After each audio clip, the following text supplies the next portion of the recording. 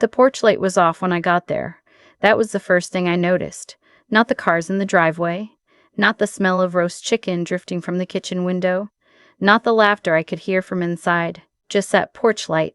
The one I paid an electrician $400 to install last spring because my daughter-in-law said the front of the house looked unwelcoming after dark. It was off, and the rain was coming down in that thin, mean way it does in late October in Ohio. The kind that soaks through your coat before you realize you're wet. I rang the bell twice. I had a casserole dish in my hands. Glass, heavy, still warm against my palms through the towel I'd wrapped around it. Sweet potato gratin, my grandson's favorite, or at least it used to be when he was small enough to sit on the kitchen counter and steal slices of cheese while I cooked. The door opened maybe 4 inches. My son's face appeared in the gap. Behind him, I could see the warm yellow light of the dining room, the silhouettes of people I didn't recognize. The sound of a woman laughing in that particular way. People laugh when they're trying to impress someone. "Mom," he said. Not "come in," just my name or the word for it. "I brought the gratin," I said. I lifted the dish a little, like proof. He looked behind him, then back at me. He stepped out onto the porch and pulled the door almost closed behind him, leaving just enough of a gap that I could hear a man's voice inside saying something about a vineyard in Sonoma. "Listen," he said, "I think tonight it's not a great night. Brooke's parents are here, and her cousin flew in from Boston, and he gestured vaguely. "It's a different kind of evening, you know." I didn't know. I stood there holding the casserole and felt the rain pick up. "I made this for Caleb," I said, because his son's name was the only thing I could think to say. "He's not even down here, Mom. He's upstairs on his Xbox. We'll save him some leftovers from dinner. It's fine. It's fine." He kept saying that. "It's fine. It's fine." He kept saying that. "It's fine. It's fine." "I'll just drop this off and go," I said. And I started to step past him because in 26 years that's what I'd always done at my own son's house, the house I had given him the down payment for, walked into his kitchen the way I walked into my own. He put his hand on the door. Not on me. On the door. Just enough to remind me whose hand was on it. "Mom, please, it's a long story. Brooke's mom she's got opinions about, presentation, and I just don't want it to be weird. Can I come by tomorrow? I'll come by Sunday morning. We'll have coffee. I'll explain everything." The rain was on my face by then. My hair, which I had set on Thursday because I thought we were having a family dinner, was starting to give up. "What about the gratin?" I said. He looked at it. "Why don't you take it home, Mom? Honestly, Brooke's mom did this whole, there's a chef, sort of. It would be awkward. A chef. In my son's house. The house with the kitchen island I had paid to renovate 3 years ago, because Brooke wanted the marble. I nodded. I said something like, "Sure, that's fine. Sunday is fine." I don't remember exactly.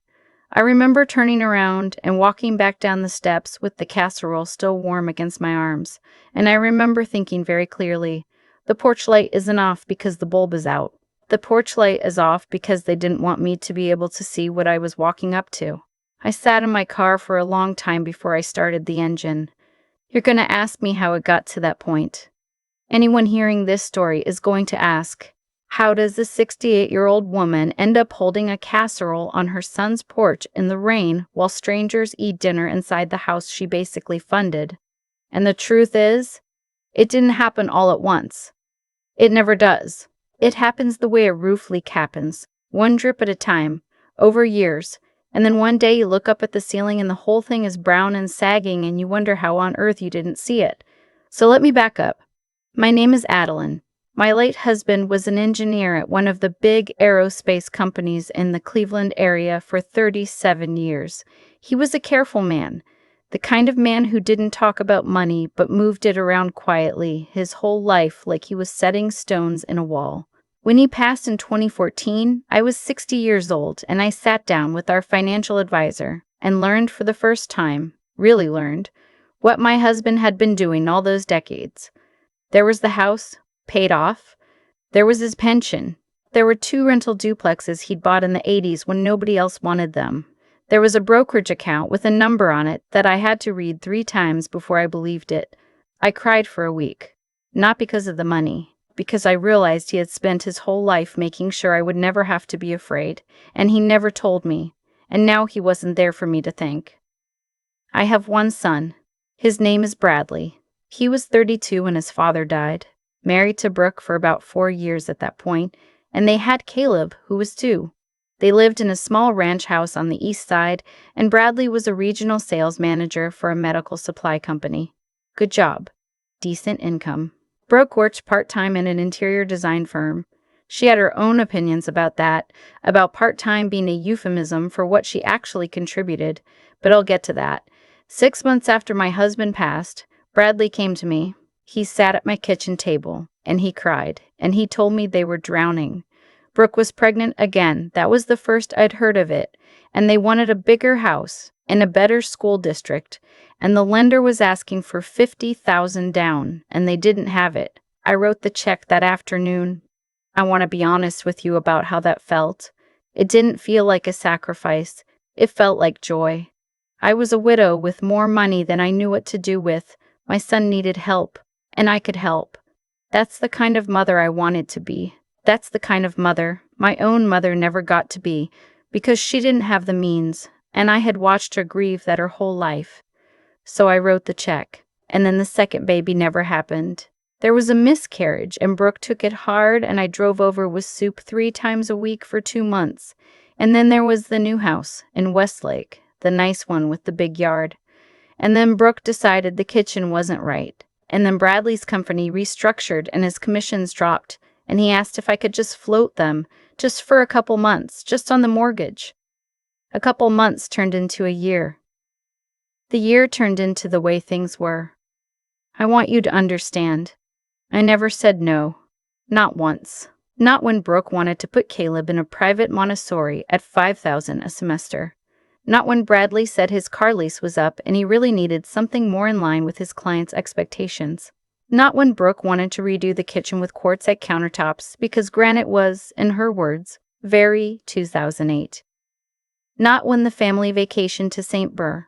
John happened 3 years in a row, and somehow my credit card was the one on file at the resort because, well, I had the better rewards points, didn't I? Every single one of those things taken on its own made sense.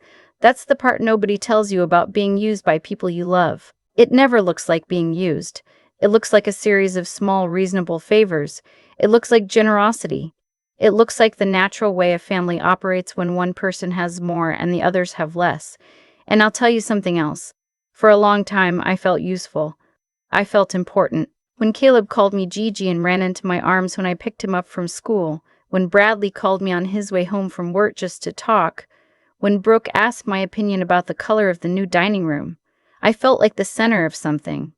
Like the matriarch, like the woman whose family revolved around her. I didn't notice for a long time that what was revolving around me was not love.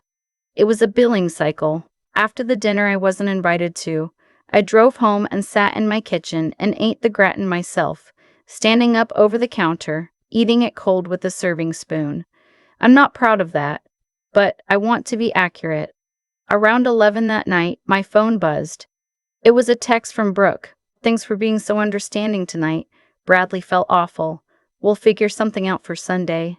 WD Pay for the country club annual didn't go through. Can you look at that? I read it 3 times.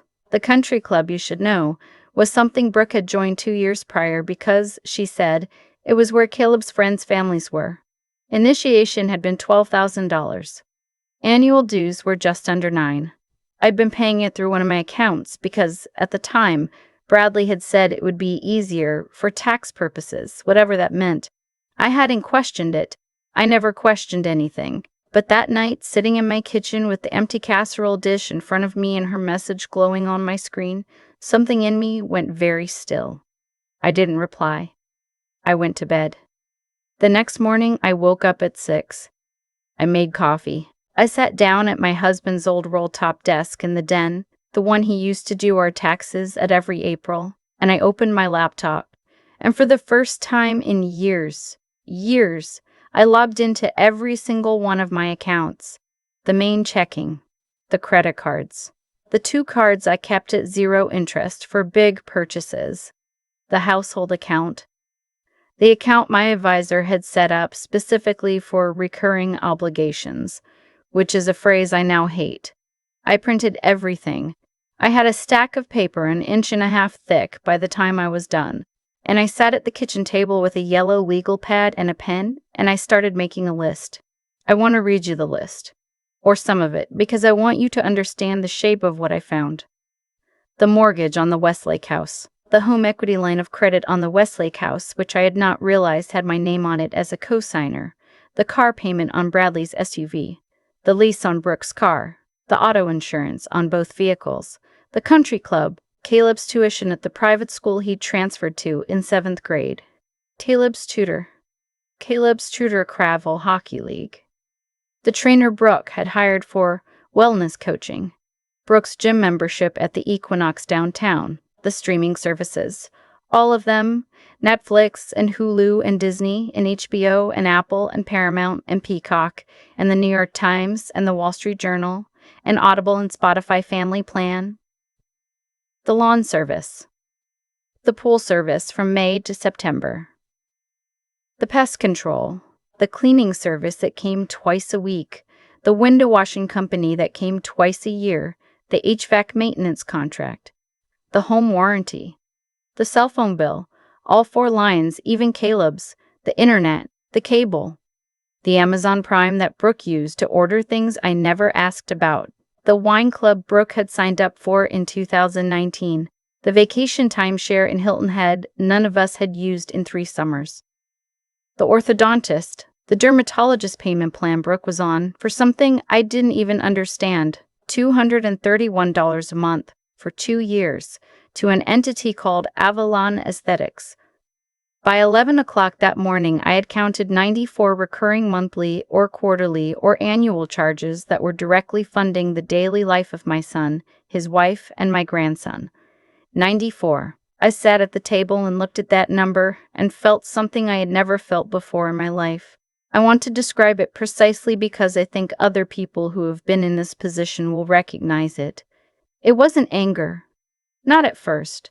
It was a kind of cold, slow disbelief. Like when you walk down a staircase in the dark and you think there's one more step than there is, and your foot hits the floor too hard. And for a second you don't quite understand what just happened to your body. I've been holding up the entire lifestyle of 3 adults, 2 adults and a 15-year-old, for the better part of a decade, and I had not known the actual size of it. Because the charges came out of different accounts. Because I'd never sat down and added them up. Because every individual line item had seemed reasonable in the moment I agreed to it. And here's the thing that hit me hardest. Sitting at that table. If I had not been at that porch the night before, if Bradley had not stood there in the doorway with his hand on the wood telling me it would be awkward, I would not be looking at this list right now. I would have gone home from a nice family dinner, gone to bed, and continued to write the checks that kept their world running.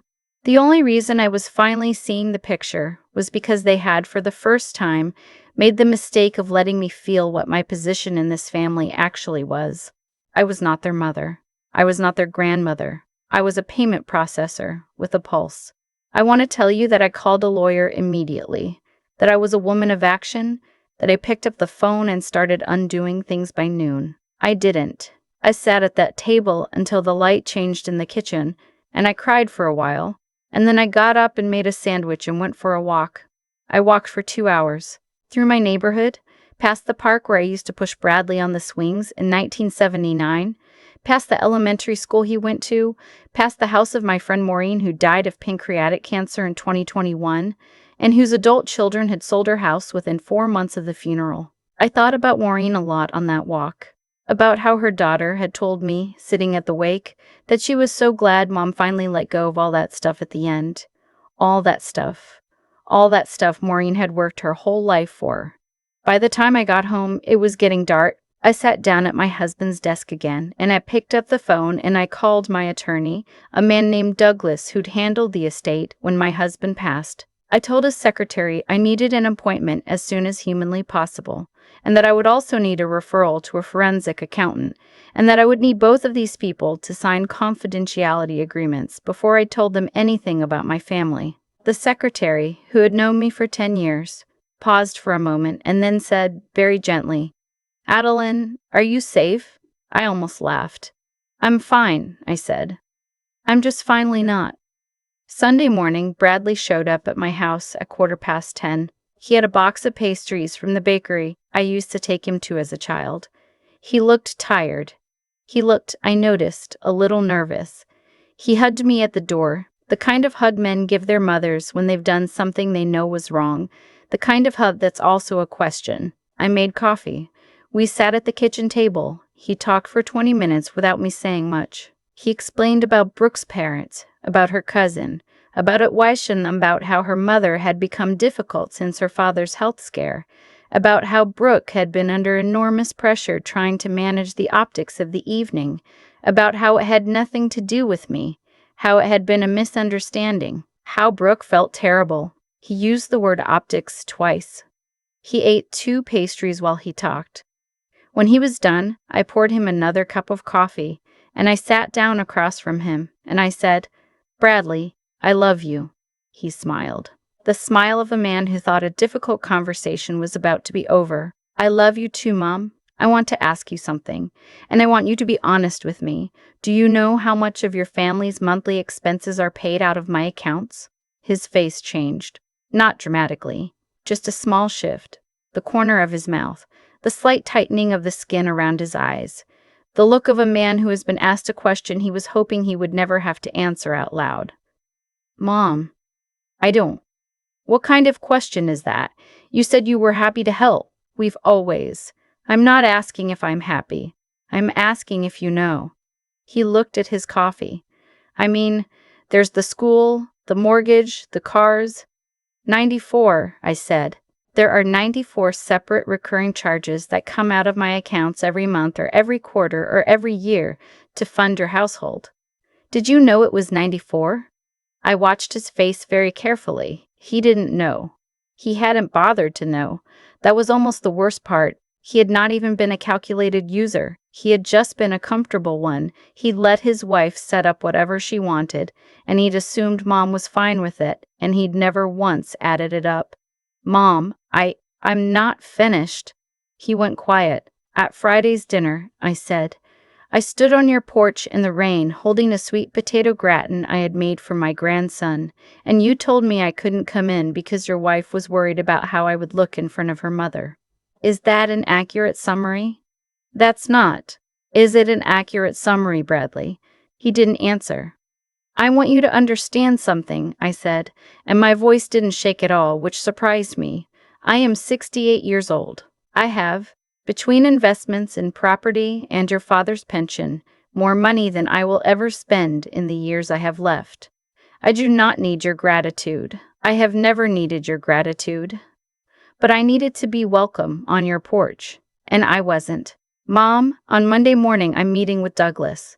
By the end of next week, every automatic payment connected to your household will be canceled. The cars are in my name. You'll have 90 days to refinance them in your own. The mortgage is in your name, but the line of credit isn't, and I'll be closing it. Caleb's school tuition is paid through the end of this semester. After that, it'll be your responsibility. The country club has already been canceled as of this morning." He stared at me. "Mom, what are you... you can't just..." "I can," I said. "And I have. And I want to tell you why." I leaned forward, because when I stood on that porch on Friday, I realized that for a long time, I have not been your mother.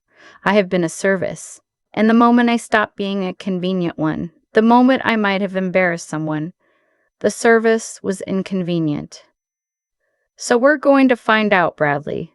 We're going to find out what's left of this family when I'm not paying for it, because if there is something left, then I will know it was real. And if there isn't, then I will have my answer, and I will live the rest of my life accordingly." He was crying by the end.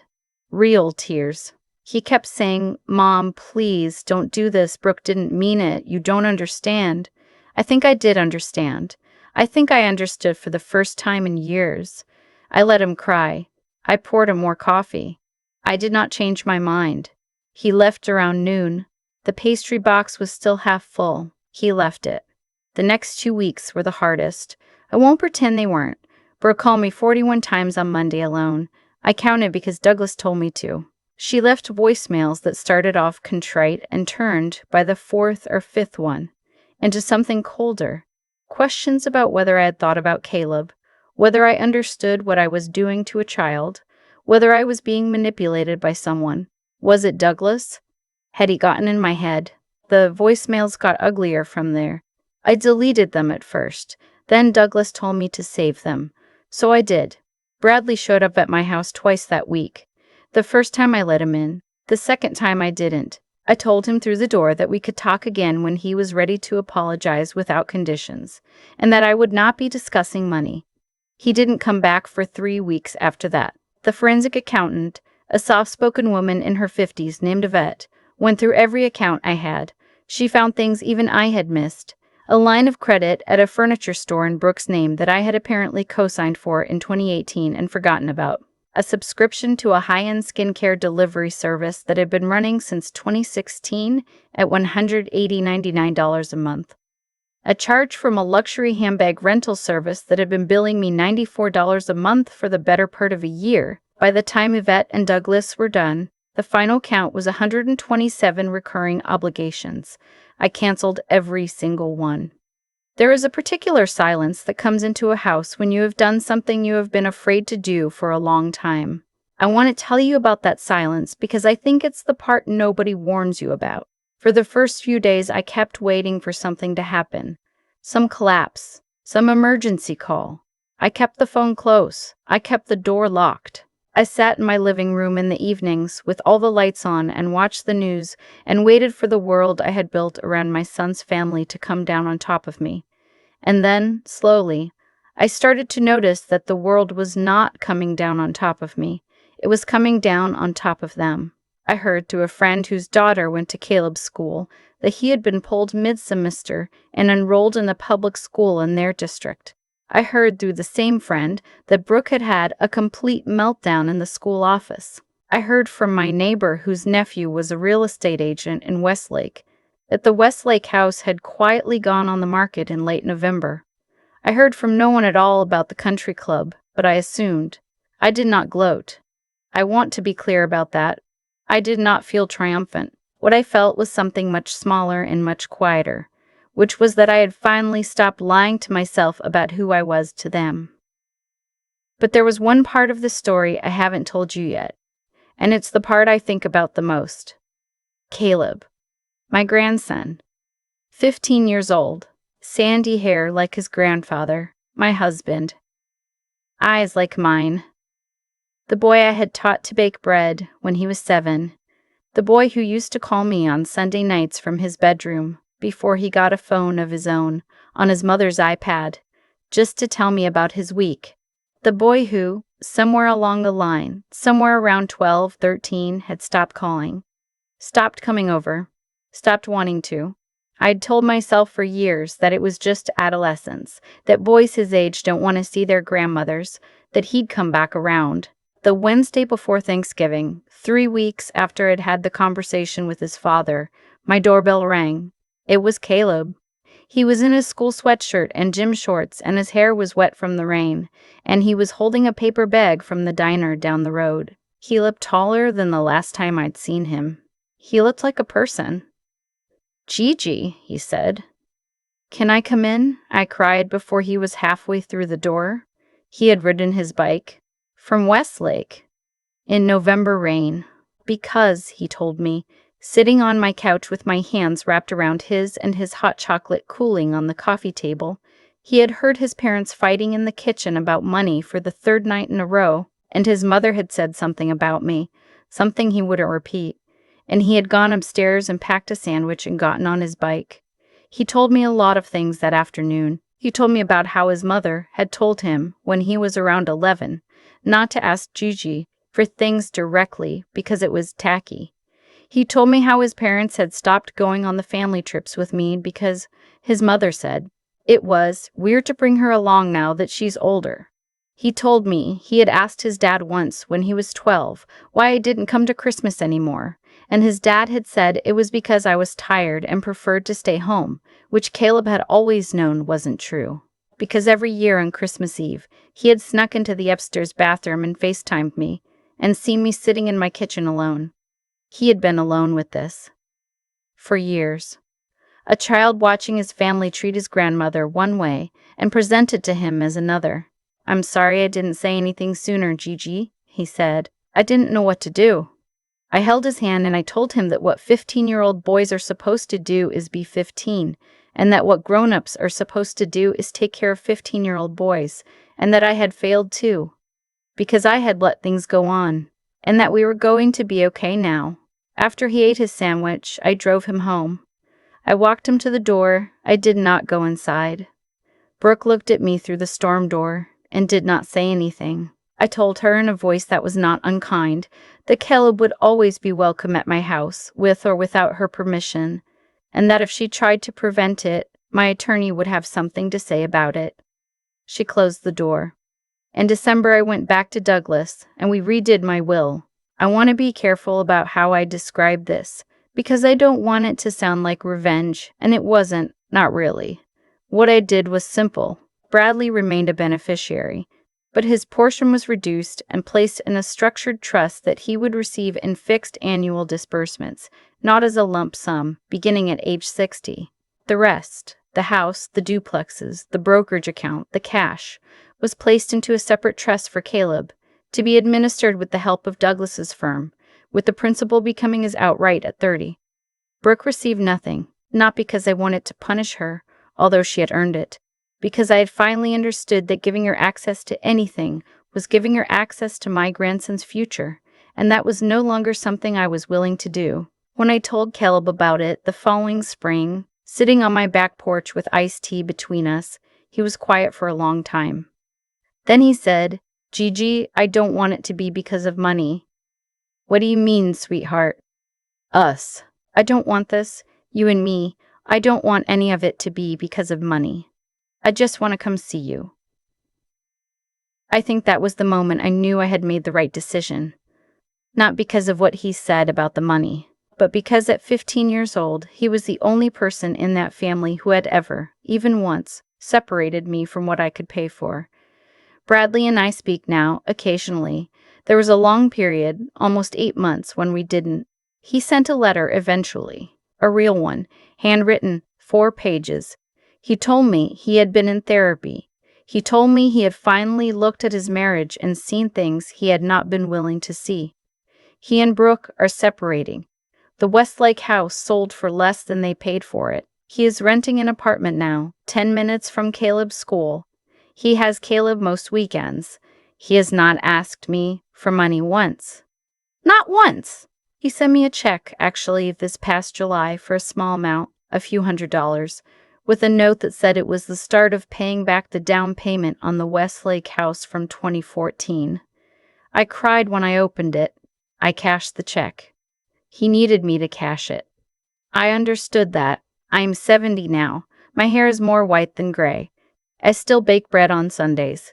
Caleb comes most weekends and sometimes during the week, and he is taller than me by half a foot, and he is applying to colleges, and he calls me Gigi. Still, in front of his friends, without flinching. I sleep in the dark now. I keep the porch light off most nights. I used to think a lit porch meant welcome. I have come to understand that a lit porch only means welcome if the people inside the house actually want you to come in, and if they do, they will turn it on themselves. If I could tell you one thing, anyone listening to this, any woman my age, any mother who has spent years saying yes because saying yes was love, it would be this. Generosity is not the same as obligation. It never was. The day you stop being able to tell the difference is the day you have to count what you have been giving, line by line, page by page, until you can see it in front of you in numbers. Because love does not need a billing statement, and the people who love you will not need one from you either. I made my casserole again last Sunday. Caleb ate 2 helpings. He took the rest home in Tupperware. He turned the porch light on the way out because it was dark. He didn't even think about it. He just did it. That's how I know. I think about that porch a lot. Not in a bitter way anymore. More the way you think about a door you almost didn't walk through, and how everything that came after only happened because you finally did. For years, I told myself I was being a good mother, that writing the checks, paying the country club, covering the tuition, floating the mortgage when Bradley's commissions dipped, all of it was love. And maybe in the beginning it was. But somewhere along the line, love stopped being the reason. Comfort became the reason. Their comfort. And I never noticed because I was the one paying for it. What I understand now, at 70, is that every yes I gave taught them something. Each unquestioned check told Bradley that mothers absorb. Each silent transfer told Brooke that my generosity was infrastructure, not a gift. I had built with my own hands and my own bank account the exact attitude that left me standing in the rain holding a casserole. The cause was mine. The effect was theirs. And the only person who could break the chain was me.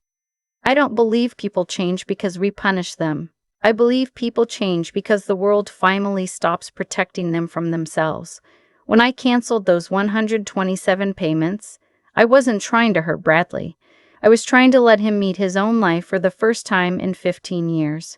And it turns out, when he finally did, he found something in himself worth meeting. The letter he wrote me. The check he sent in July.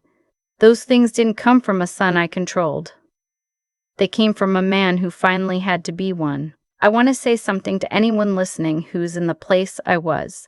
Generosity without limits is not a virtue. It's an abdication. You are not honoring your love by funding people who do not see you. You are teaching them that you can be erased as long as the lights stay on. The kindest thing you can do for the people you love is to make sure they know the difference between you and your wallet. Because if they can't tell the difference, neither can you. And one day you'll be 68 years old on a porch in October, holding a dish you made with your own hands, and you'll realize you've spent a decade buying your way into rooms you should have been invited into for free. Strength, I have learned, is not loud. It does not yell or slam doors. Strength is a 68-year-old woman sitting at a kitchen table at 6 in the morning with a yellow legal pad, finally counting. It is the courage to look at a number and not look away. It is the wisdom to know that some kinds of love require you to stop giving so the other person can start growing.